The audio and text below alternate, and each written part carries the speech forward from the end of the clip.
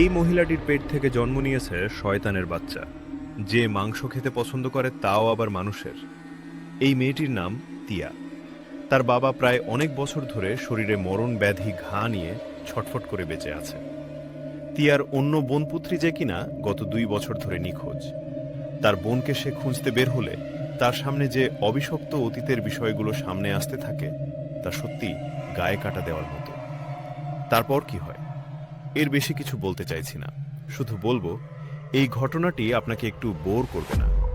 Explain করতে যাচ্ছি Indonesian movie তুম্বালক কাঞ্চাং ইভলিস।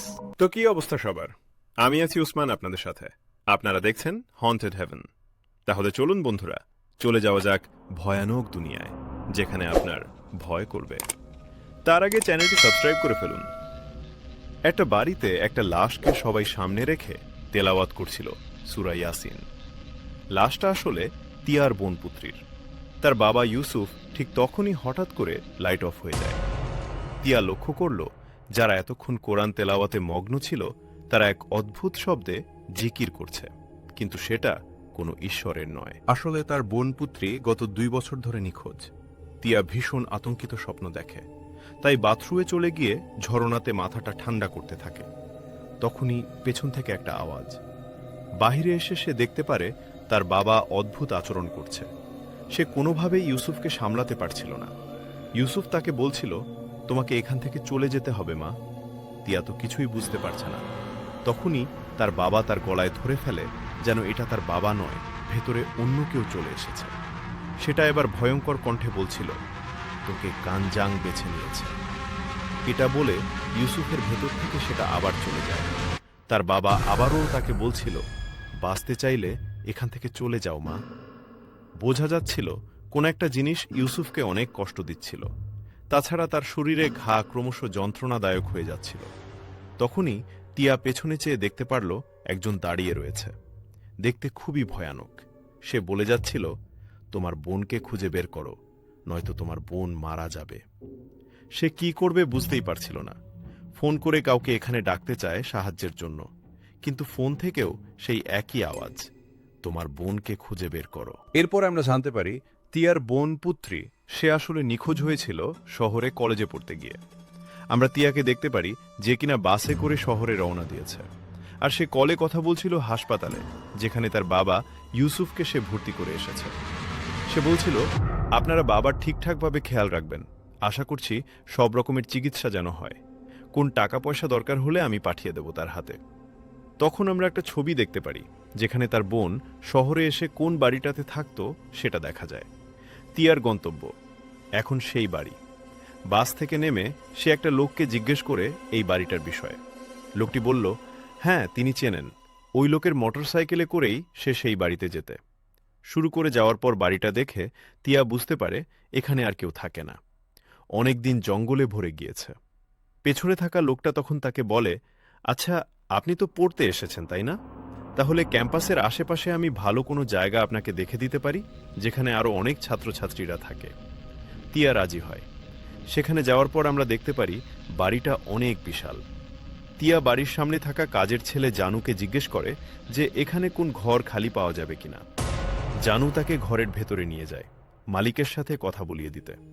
সেখানে আমরা রোজা নামের একটা মহিলাকে দেখতে পারি। সেই হচ্ছে এই বাড়ির মালিক, এবং তার হাজবেন্ড সহ সে এখানেই থাকে। রোজা বলছিল, ভাড়ার জন্য আমিও মানুষ খুঁজছিলাম, তুমি কি এখানে লেখাপড়া করতে এসেছো? তিয়া তাকে মিথ্যা বলে, মিথ্যার আশ্রয় নেয়, বলে হ্যাঁ পড়তেই এসেছে এখানে।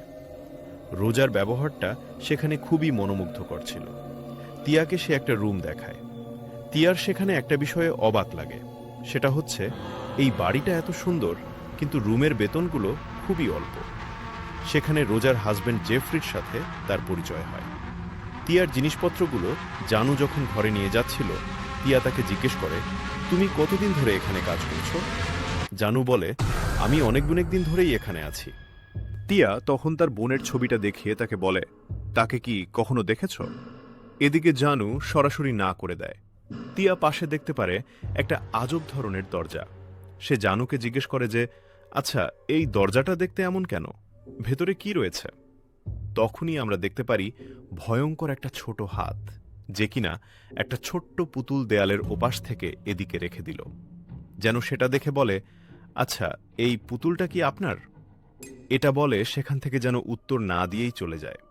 সেখানে তখন একটা বৃদ্ধা মহিলা আসে এবং তিয়াকে বলে, তোমাকে একটা বিষয় জানিয়ে রাখি, তুমি এই বাড়িতে বাকিদের মতো সারা বছরই থাকতে পারবে, কেবল একদিন ছাড়া। এটা আমাদের পরিবারের জন্য একটা স্পেশাল দিন, যেদিন সব পরিবারের মানুষ একসাথে হই আমরা। তাই সেদিন সবাইকে বাড়ি ছাড়তে হয় একদিনের জন্য। আর সেই দিনটার বেশি দেরি নেই, মাত্র 2 সপ্তাহ পরেই। এটা বলে সেখান থেকে মহিলাটা চলে যায়। সন্ধ্যায় নিজের জিনিসপত্র গোছানোর সময় হঠাৎ করে তিয়ার ঘরের দরজাটা খুলে গেলে সে দেখতে পারে সেই অদ্ভুত কাঠের দরজাটা পাজেলের মতো বাঁক হয়ে নড়ছে। তার তো ভয় হচ্ছিল খুব। সে ঘর থেকে বের হয়ে সেটা ভালো করে দেখতে চাইলে তখনই পাশের রুম থেকে একটা মেয়ে বের হয়ে পড়ে, যে কারণে দরজাটাও স্বাভাবিক হয়ে যায়। এবার আমরা দেখতে পারছিলাম বাড়ির কাজের লোক জানো, সে লুকিয়ে লুকিয়ে একটা ছেলের সাথে দেখা করছে। ছেলেটার নাম নাথান। রাতে যখন ঘুমাতে যাবে তিয়া, তখনই সে দেখতে পায় তার বাবার রূপে কেউ একজন টেবিলের উপর শুয়ে আছে। এটা দেখেই তো সে ভয় পেয়ে যায়, যদিও লাইট চালাতেই সেখানে কেউ ছিল না। এর পরের দিন সকাল, তিয়া তার বোন পুত্রের কলেজে গিয়েছে পুত্রের বিষয়ে জানতে, কিন্তু সেখান থেকে তাকে জানানো হয় তার বোন অনেক আগে থেকেই উধাও হয়ে গিয়েছে, আর কলেজ থেকে কোনো রকম খোঁজাখুঁজি হয়নি। কারণ হিসেবে মনে করা হয়েছিল হয়তো সে বাড়িতে চলে গিয়েছে আর এখানে থাকবে না। বিষয়টা অদ্ভুত লাগে তিয়ার। বের হওয়ার সময় তার সাথে দেখা হয় সেই মেয়েটির, যে মেয়েটিকে তিয়ার পাশের রুমে থাকতে আগের দিন রাতে আমরা দেখতে পেয়েছিলাম। দুজন সেখানে পরিচিত হয়। মেয়েটির নাম নীনা। মেয়েটি ভাবে হয়তো তিয়া এই কলেজে অ্যাডমিশন নিতেই এসেছে। দুজনের ভালোই বন্ধুত্বপূর্ণ সম্পর্ক হয়। এদিকে আমরা দেখতে পারি রোজা সেখানে বলছিল, বাবা একটু অপেক্ষা করো, তুমি যা চাও তাই তোমার মা এনে দেবে। তারপর রোজাকে আমরা তার স্বামীর সাথে দেখতে পাই, যাদের দুজনের চেহারার মধ্যেই ঘা ছিল, যেমনটা ইউসুফের শরীরে আমরা দেখতে পেয়েছিলাম। চেহারাটা একদম নষ্ট ছিল, যেটা আয়নাতে দেখা যাচ্ছিল, কিন্তু আয়না ছাড়া তাদেরকে ঠিকঠাকই দেখা যাচ্ছিল। রোজা তার স্বামীকে বলছিল, এই তো আর কিছুদিন পর আমরা আমাদের আসল রূপে ফিরে আসতে পারব। সন্ধ্যার সময় পিয়া যখন বসেছিল, তখন সে শুনতে পায় বাইরে থেকে কান্নার আওয়াজ। সে দেখতে পারে তার বাবা ইউসুফ হাঁটু গেড়ে বসে কার কাছে যেন মিনতি করছে, বলছে, আমার মেয়েকে ছেড়ে দাও।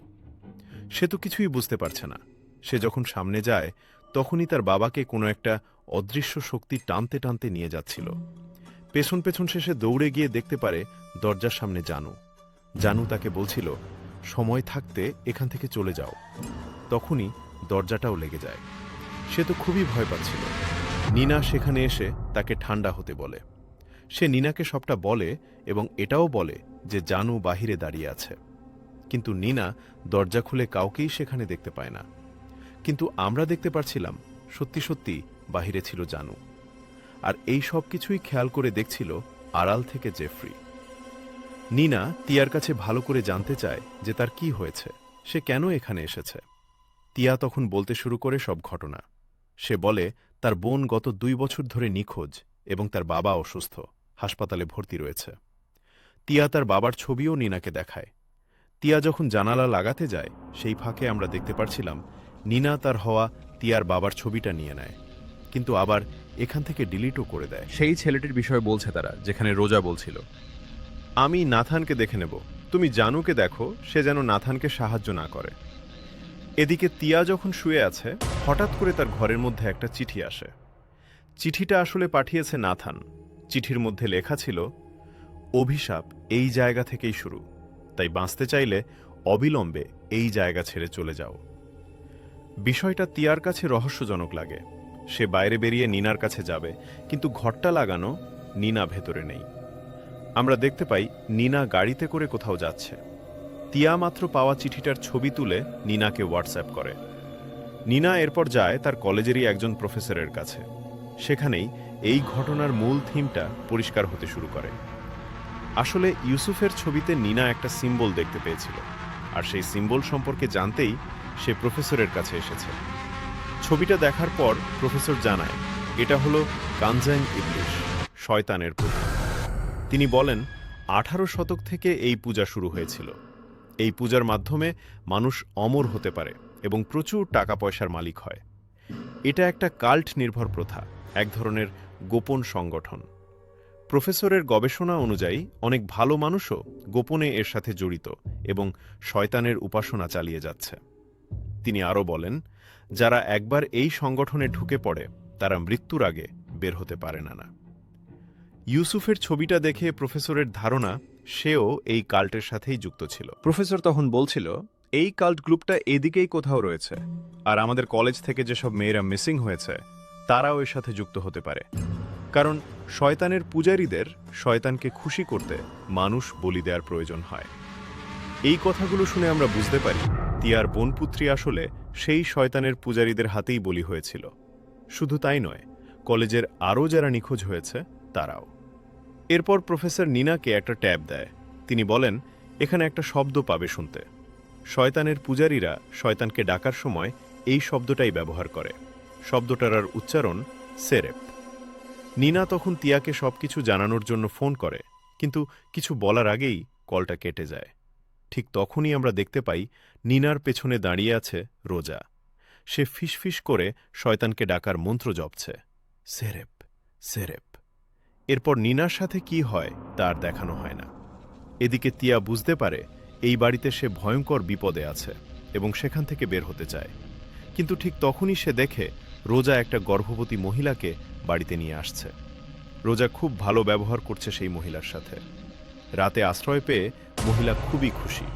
আসলে তিনি বাইরে বিপদে পড়েছিলেন।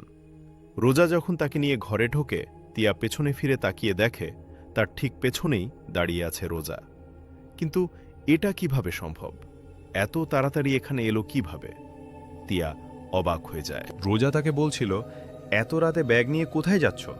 সে ভয় পেয়ে যায় বলে, আমি আমার মামাতো ভাইয়ের সাথে দেখা করতে যাচ্ছিলাম, কিন্তু সে আজ আসবে না। রোজা তখন বলে, তাহলে ঘরে চলে যাও তিয়া। ঘরে গিয়ে নিনাকে ডাকতে শুরু করে, কিন্তু কেউ তো নেই সেখানে।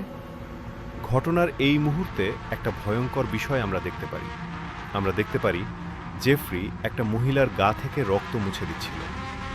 রোজার কাছে একটা বাচ্চাকে দেখতে পারি আমরা। মানে এখানে বিষয়টা হলো, একটু আগে যে গর্ভবতী মহিলাকে রোজা নিয়ে এসেছিল তার পেট কেটেই তারা দুজন বাচ্চাটা বের করে ফেলেছে। কি ভয়ঙ্কর বিষয়! কিন্তু কেন করেছে এটা তারা? আমরা দেখতে পারছিলাম তারা ভীষণ খুশি এটা করে।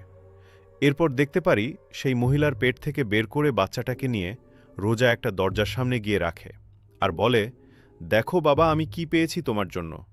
এটা বলার সাথে সাথেই কিছু একটা সেখান থেকে এই বাচ্চাটাকে নিয়ে যায় আর অদ্ভুতভাবে খেতে শুরু করে। রোজা বলছিল, তোমার আর এই অন্ধকারে থাকতে হবে না বাবা, তুমি খুব শীঘ্রই নাথানের মতো হয়ে যাবে। এখানে এই বিষয়টা ক্লিয়ার করি।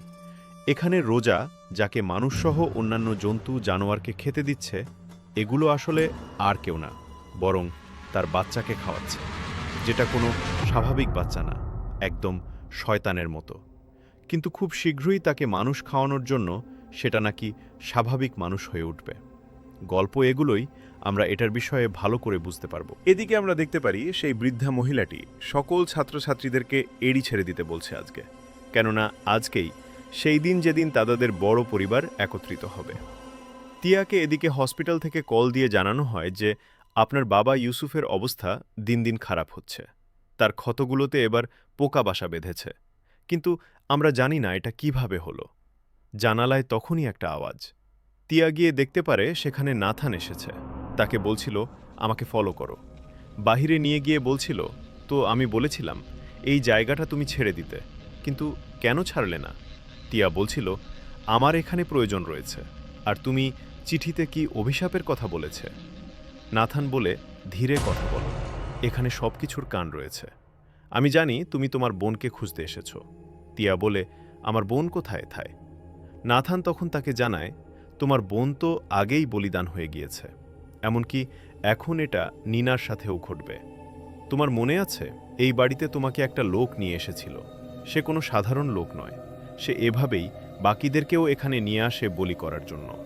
বাঁচতে চাইলে এখনই চলে যাও এখান থেকে, তোমার বাবা এখান থেকে গিয়ে ভালো করেছে। তখন তিয়া বলতে থাকে, আমার বাবাকে তুমি কিভাবে জানো? নাথান তখন তিয়ার মুখ চেপে তাকে অজ্ঞান করতে থাকে আর বলতে থাকে, আমি পুত্রীকে বাঁচাতে পারিনি, কিন্তু তোমাকে হারাতে পারবো না। তারপর আমরা দেখতে পারি তিয়া তার রুমের সামনে সেই অদ্ভুত দরজাটার সামনে গিয়ে দাঁড়িয়ে আছে।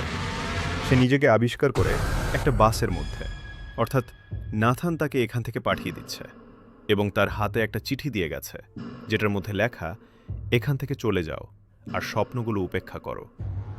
তখনই সে তার সামনে সেই লোককে দেখতে পারে, যে লোকটা তাকে এখানে নিয়ে এসেছিল। সেটা ভয়ঙ্কর রূপ ছিল। বলছিল, তোমার ফ্যামিলিকে খোঁজ করো, এটা বলে সেটা আবারও উধাও হয়ে যায়।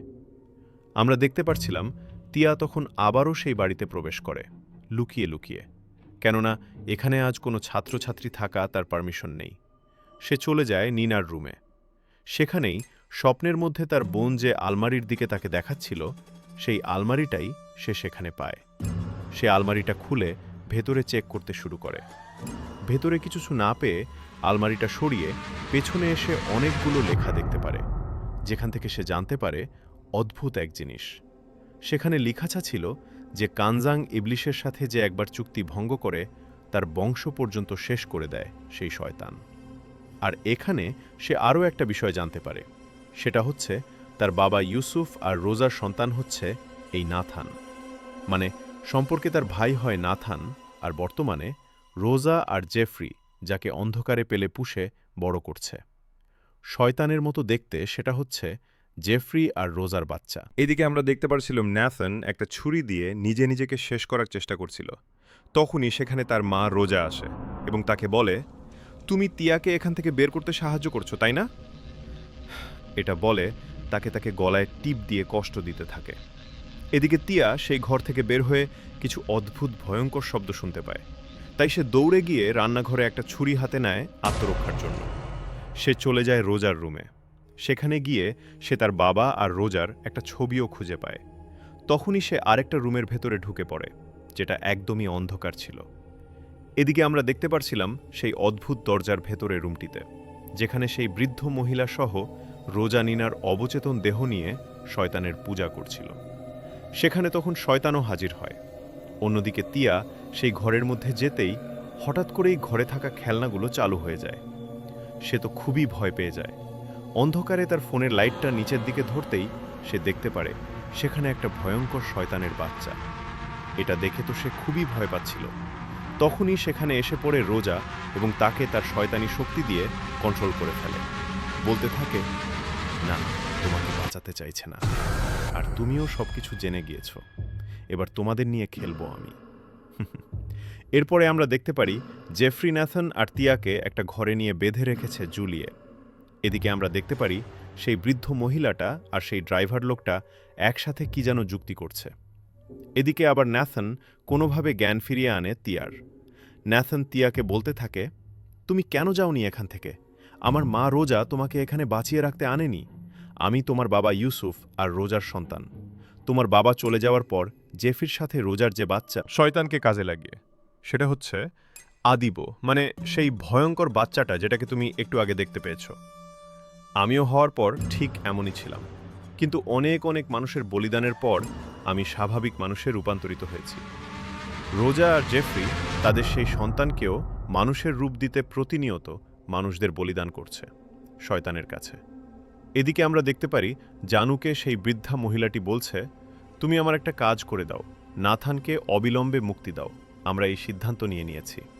এরপর আমরা দেখতে পারি সেই ঘরের মধ্যে জানু যায় আর নাথানের গলার মধ্যে ছুঁড়ে ধরে। কিন্তু আশ্চর্য বিষয় হচ্ছে নাথানও চাচ্ছিল মুক্তি হোক তার। সে বলছিল, আমি এই পাপের শরীর চাই না। নাথানকে তখনই যেন মেরে ফেলে, আর তখনই সেখানে ভয়ঙ্কর কিছু হাত এসে নাথানের দেহকে ছিন্ন ভিন্ন করে নিয়ে যায়।